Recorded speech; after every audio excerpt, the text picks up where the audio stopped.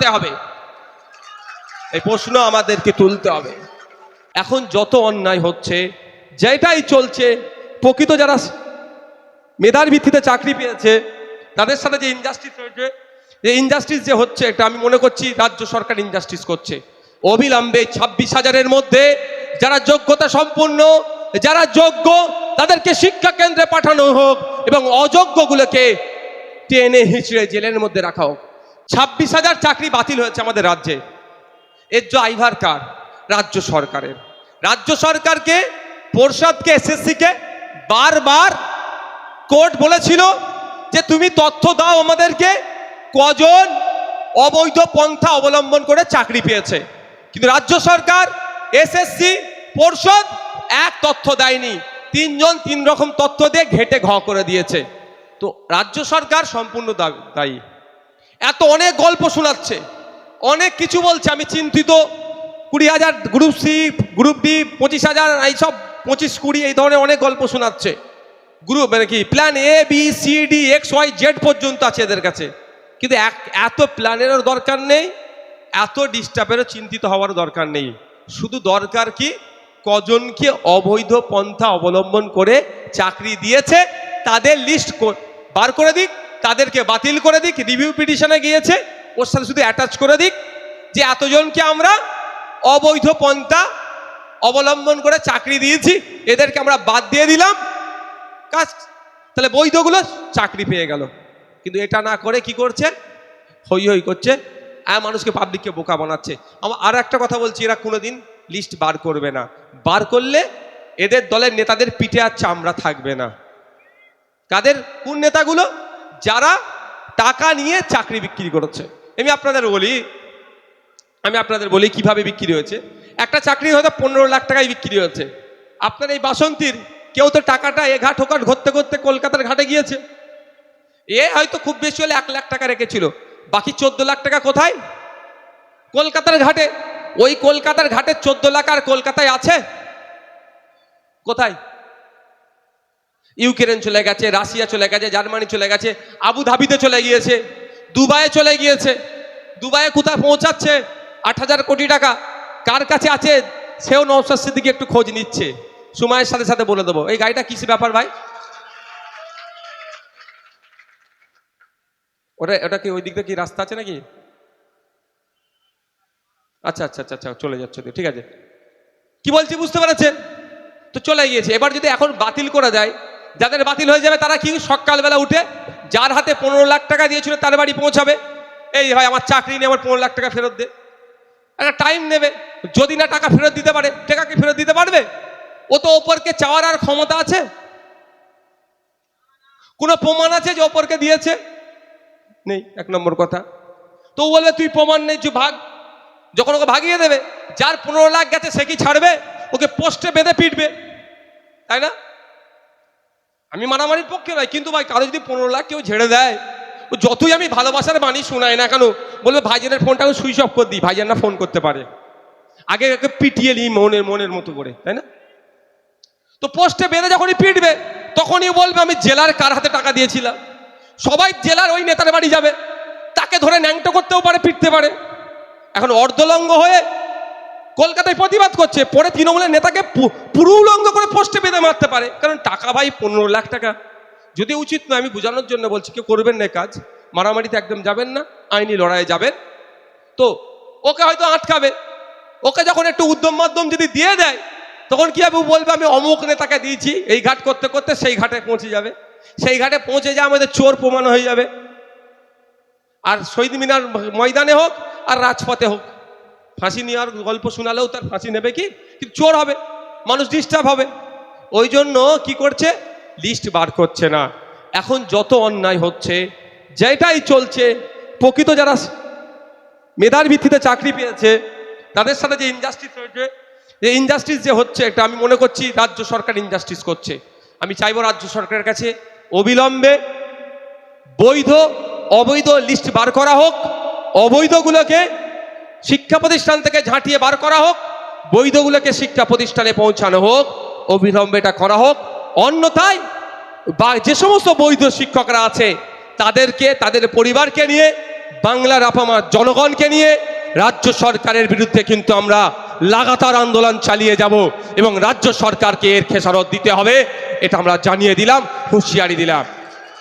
আপনারা কি চাইবেন না আপনার পাড়ার রাম কাকুর ছেলে, যে রাম কাকা সকালে উঠে মাঠে যেত, তার কৃষকের কাজ করত, শ্রমিক ছিল, সকালে উঠে এই বাসন্তী বাজারে আসতো, কন্ট্রাক্টরের কাজ করত, যে তিল তিল করে যা ইনকাম করেছে, তার ছেলেকে পড়িয়েছে, তার ছেলের মেধার ভিত্তিতে চাকরি পেয়েছিল, আর অন্যের ছেলে বড় লোকের দামাল ছেলে যুক্ত অক্ষর বানান করতে পারেনি, বাবার 15 লাখ টাকা আছে দিয়ে দিল, আর রাম কাকার ছেলের চাকরি বাতিল হয়ে গেল।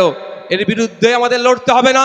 আমাদের রাম কাকার রহিম চাচা দেখার প্রয়োজন নয়, যার সাথে অন্যায় হবে তার পাশে আমাদের দাঁড়াতে হবে এবং এখান থেকে সরকারকে আওয়াজ দিতে হবে। অবিলম্বে 26,000-এর মধ্যে যারা যোগ্যতা সম্পূর্ণ, যারা যোগ্য, তাদেরকে শিক্ষা কেন্দ্রে পাঠানো হোক এবং অযোগ্যগুলোকে টেনে হিঁচড়ে জেলের মধ্যে রাখা হোক। অযোগ্যদের নিয়ে মমতা ব্যানার্জি খুব চিন্তিত, দেখেছেন কদিন আগে কি বলল? অযোগ্যদের জন্য আলাদা অপশন করা হচ্ছে, আলাদা চাকরি আছে। একবারের জন্য বললো না যে যারা যোগ্য তাদেরকে আমি অন্য চাকরি দেব। মানে অযোগ্যদের এত নিয়ে চিন্তিত কেন বলুন তো?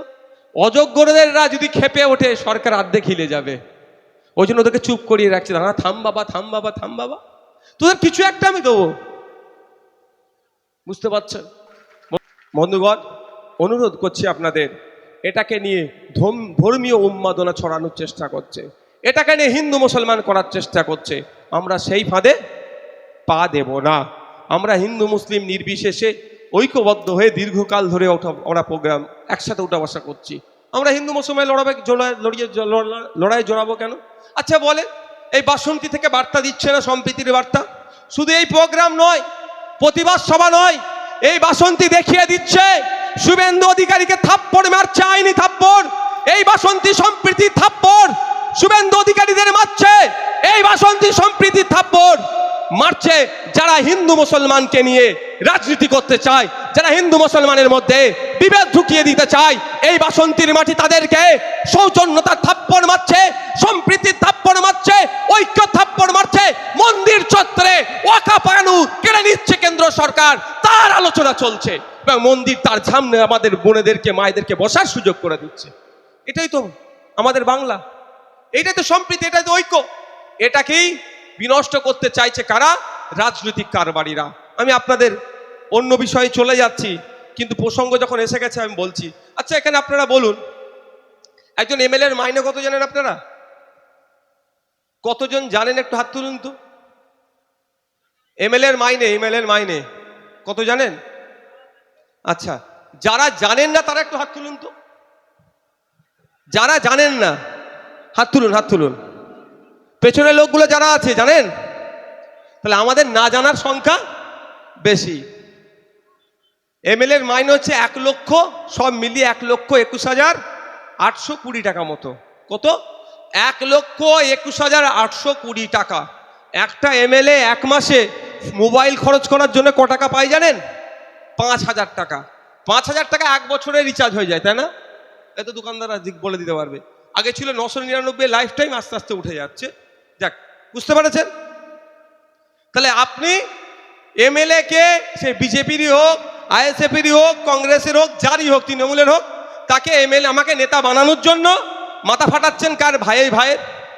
মিথ্যা মামলা হচ্ছে, হিংসা হচ্ছে, খুনোখুনি হচ্ছে, কোনো জায়গায় ধর্মীয় উন্মাদনা লাগিয়ে দিচ্ছে, কেস খাচ্ছেন কার জন্য? নওশাদ সিদ্দিকী মাসে 1,21,000 টাকা পাবে বলে। আর আপনার পাশের বাড়ি রাম কাকার ছেলের সাথে আপনি মারামারিতে জড়িয়ে পড়ছেন। আপনার পাশের বাড়ি আব্দুর রহিম চাচার ছেলের সাথে আপনি মারামারিতে জড়িয়ে পড়ছেন।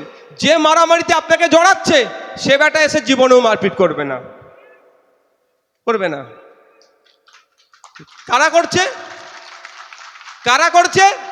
ঠেলাওয়ালা, চাওয়ালা, আইসক্রিম বিক্রেতা, ফুচকাওয়ালা, এই মাছ ধরে যারা ট্রলারে যায় নিয়ে, মানে যারা দিন গেলে 300 থেকে 400 টাকা ইনকাম করে, তারা লাঠি ছুটালে ইনকিলাব জিন্দাবাদ, অমুক দাদা তমুক বা, আমি খাবো তুমি বাদ, এইসব করে হই করছে, তাই না? হচ্ছে তো? তাহলে মারপিটটা করছেন আপনারা, নেতা হচ্ছে নওশাদ সিদ্দিকী। আপনারা মাথা ফাটাচ্ছে আপনারা ভাই, কেউ মরছে, কেউ কবরে যাচ্ছে, কেউ শ্মশানে যাচ্ছে, যে যেখানে পারছে যাচ্ছে, ধ্বংস হয়ে যাচ্ছে। আর নওশাদ সিদ্দিকী সন্ধ্যেবেলা কি করছে? মিডিয়াতে বসে এটা মুখটুকে ভালো করে ফ্রেশ হয়ে কি বলছে, এটা উচিত হয়নি, আমার লোকেদের কেন মারলো আমি দেখে নেবো, হ্যান করবো, গল্প শুনিয়ে দিচ্ছে। তৃণমূল এটা করছে, বিজেপি এটা করছে, এর বাইরে কিছু হচ্ছে ভাই?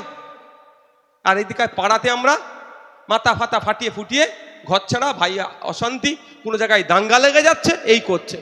আপনি বলুন তো, বিজেপির শুভেন্দু অধিকারী তো অনেক বড় বড় কথা বলে।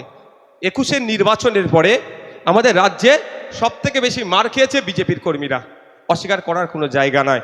তারপরে যদি কেউ মার খেয়ে থাকে, ছোট্ট দল হলো আইএসএফের কর্মীরা, তাই না? কিন্তু আমার প্রশ্ন, শুভেন্দু অধিকারীরা সেন্ট্রাল থেকে টিম আসলো কি, ন্যাশনাল হিউম্যান রাইটস কমিশন এসে কি করলো? ভিজিট করলো। এই পাশের একজন আছে না কি, মোল্লা সাহেব, একজন নেতা, নটোরিয়াস ক্রিমিনাল বললো, অনেক কিছু বললো। ওই যারা হিংসা করলো তাদের বিরুদ্ধে ব্যবস্থা গ্রহণ করেছে। আমাদের কথা ছাড়ুন, বিজেপির কর্মীদেরকে যারা মারলো, ঘরছাড়া করলো, 5 বছর হতে যাচ্ছে, শুভেন্দু অধিকারী তাদের বিরুদ্ধে ব্যবস্থা গ্রহণ করেছে কি? কেন গ্রহণ করেনি? শুভেন্দু অধিকারী ব্যবস্থা গ্রহণ করার আগে দিদিমণি ঠিক জায়গায় শুভেন্দু বাবুর সাথে সেটিং করে নিয়েছে। মার খেলো কে? বাঁকড়া কে হলো? গরিব হিন্দু, গরিব মুসলমান, গরিব মানুষ, গরিব সমর্থকেরা। অনুরোধ এটা আপনাদের কাছে, ভোট আসবে যাবে, 5 বছর ভোট দেবেন, নেতা বানিয়ে দেবেন, 1,21,000 টাকা পাবে, আবার মন্ত্রী হয়ে গেলে ওটা 1.5 লাখ টাকা হয়ে যাবে। আবার মন্ত্রী হয়ে গেলে নীল লাইট হই হই করবে। আর আপনি কি করছেন? যাকে মন্ত্রী বানাতে চাইছেন তার জন্য আপনি ধ্বংস করে দিলেন আপনার পরিবারকে। এটা করবেন না, অনুরোধ আপনাদের কাছে। সম্প্রীতির সাথে থাকবেন, ঐক্যের সাথে থাকবেন, প্রতিবেশীর যে সৌহার্দ্যের পরিবেশ রাখা যায় তার সাথে থাকবেন। ভোট আসবে, যার যে সমর্থক তাকে ভোট দেবে, একসাথে যার যে দল ভালো লাগে, কাউকে বিজেপি ভালো লাগলে বিজেপি করবে, তৃণমূল ভালো লাগলে তৃণমূল করবে, আইএসএফ ভালো লাগলে আইএসএফ করবে, কংগ্রেস, সিপিএম, অনেক রাজনৈতিক দল আছে, যার যাকে ভালো লাগবে ভোট দেবেন, তাদের হয়ে প্রচার করবেন। সন্ধ্যেবেলা এক জায়গায় চায়ের দোকানে বসে চা খাবেন, ভাই ওর মধ্যে যার টাকা বেশি তাকে বলবেন তুই 4 টাকা দে, ঠিক আছে? যার টাকা বেশি আপনাদের লিডার, তাকে তুই টাকাটা দে, তোর বেশি টাকা।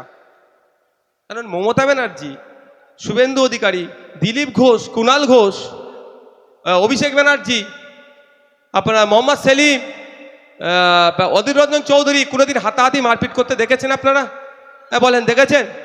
ও তারা যদি এসি রুমে বসে চা খেতে পারে, আপনাদের কি চর্বি বেশি নাকি ভাই? আপনাদের চর্বি বেশি? আপনারা কেন মারপিট করবেন?